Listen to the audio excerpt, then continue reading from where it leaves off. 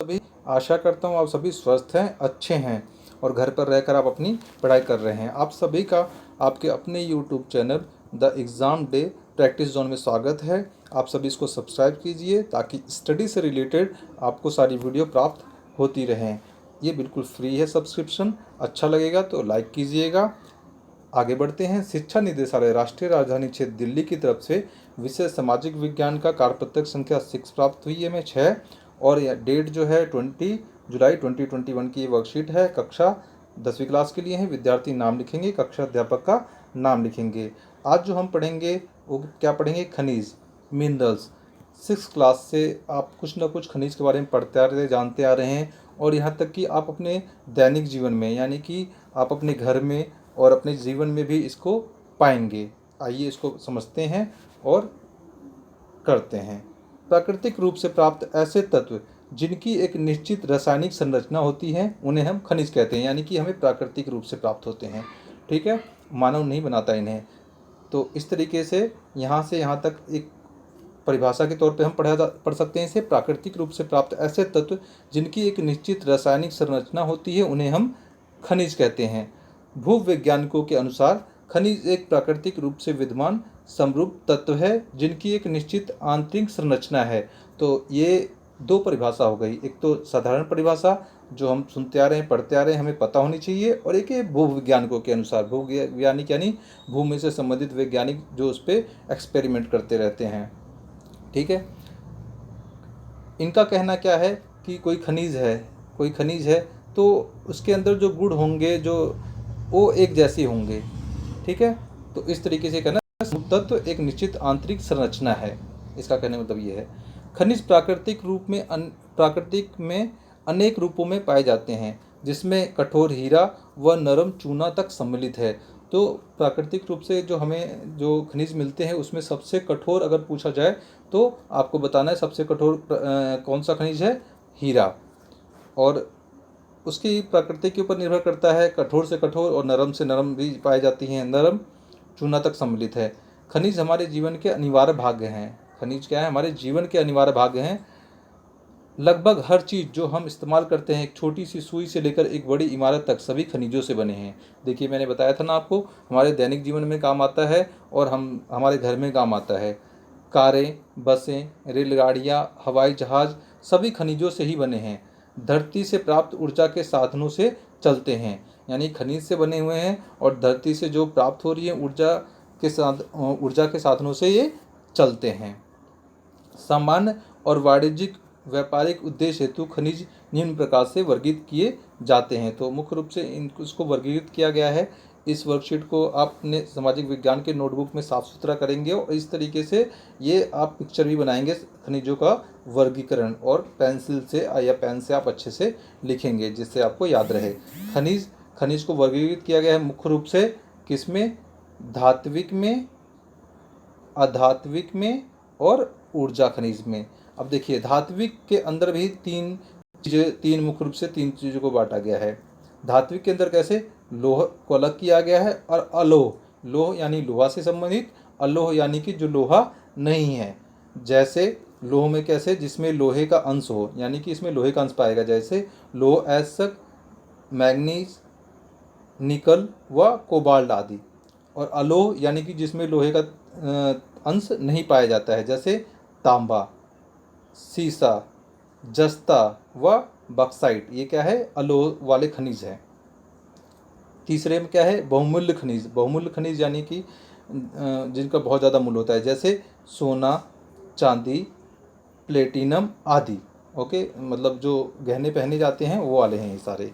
तो इस तरीके से धात्विक में तीन चीज़ें आ गई, लोह, अलोह और बहुमूल्य खनिज। ओके, अब अधात्विक में चलते हैं। अधात्विक जैसे कि अभ्रक, नमक, पोटास, सल्फर, चूनास्म, चूना पत्थर। ओके, संगमरमर तथा बलुआ पत्थर, है ना। संगमरमर जिससे ताजमहल बना हुआ है, बलुआ पत्थर जिससे लाल किला बना हुआ है, समझ रहे हैं। तो ये क्या है? अधात्विक, यानी धात्विक चीज़ें नहीं है ये।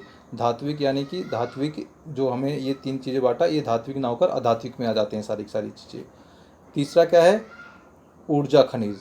ऊर्जा खनिज जैसे कोयला, पेट्रोलियम तथा प्राकृतिक गैस, ये सब क्या देते हैं? हमें ऊर्जा देते हैं। पावर देते हैं, जभी तो ये गाड़ियाँ वगैरह जो या कोयले से ट्रेन वगैरह चलती हैं। क्या है ये ऊर्जा ही तो है, ऊर्जा प्राप्त होता है इन खनिजों से। ओके, ये आप समझ गए तो आप इसको समझ सकते हैं। नहीं समझ में आया तो आप वीडियो दोबारा जाके पॉज करके आराम से समझ सकते हैं, अगर मेरी आवाज़ आपको जल्दी जल्दी लग रही है। और अच्छा लगेगा तो लाइक कीजिएगा और शेयर कीजिएगा अपने फ्रेंड्स को, ताकि वो भी सही से समझ पाएँ। निम्नलिखित प्रश्नों के उत्तर दीजिए।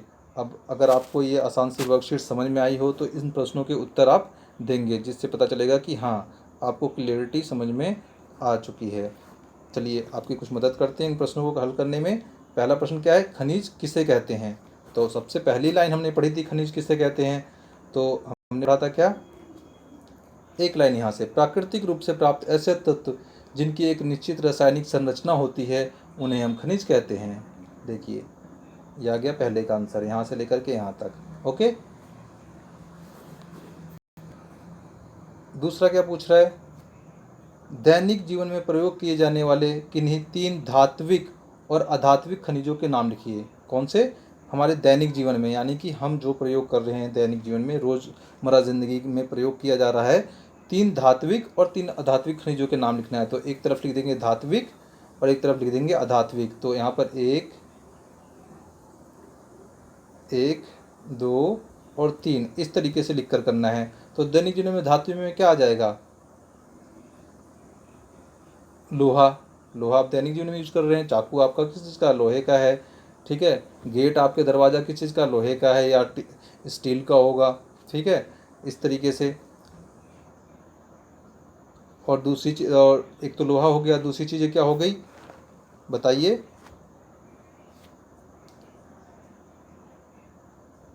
तांबा, तांबे के लोटे में पानी पिया जाता है।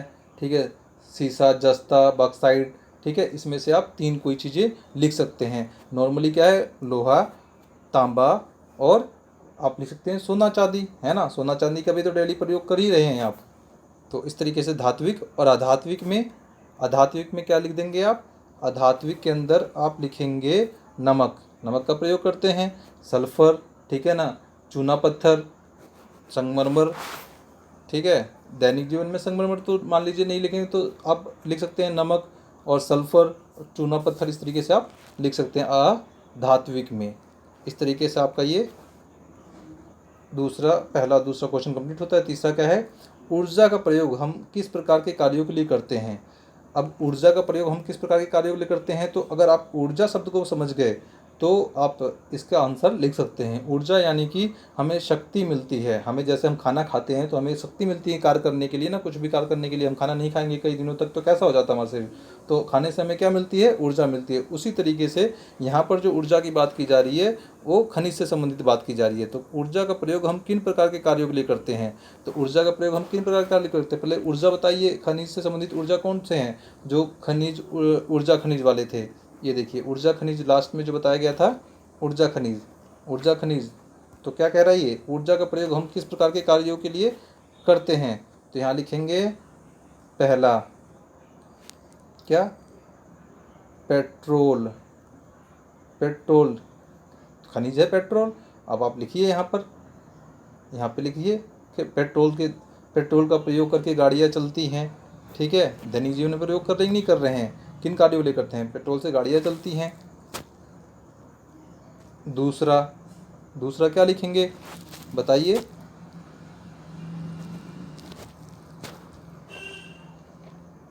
कोयला।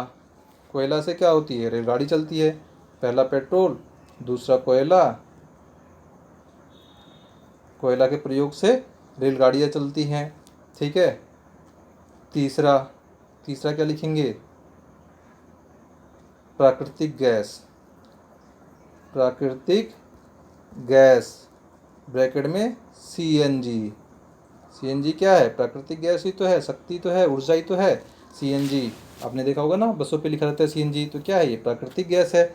ऊर्जा का प्रयोग हम किस प्रकार के कार्यों के लिए करते हैं, प्राकृतिक गैस का प्रयोग, सीएनजी का प्रयोग हम गाड़ियाँ चलाने के लिए प्रयोग करते हैं। इसमें आप वो भी लिख सकते हैं जो घर में गैस होती है, गैस का प्रयोग होता है प्राकृतिक गैस। ठीक है, इस तरीके से आप इसको सही से लिख करके आप अपने विषय अध्यापक से चेक करवाएंगे, उनको भेजेंगे। और यहाँ पर एक कोविड से संबंधित एक सूचना दी है, नियमित रूप से अपने हाथों को साबुन और पानी से धोइए और अपने आप को सुरक्षित रखिए। तो आशा करता हूँ ये आसान सी वर्कशीट समझ में आई होगी, आपको समझ में आई है तो चैनल को सब्सक्राइब कीजिए, लाइक कीजिए, शेयर कीजिए, ताकि आपको स्टडी से रिलेटेड वीडियो मिलती रहें। अपना ध्यान रखिए, पढ़ते रहिए। धन्यवाद।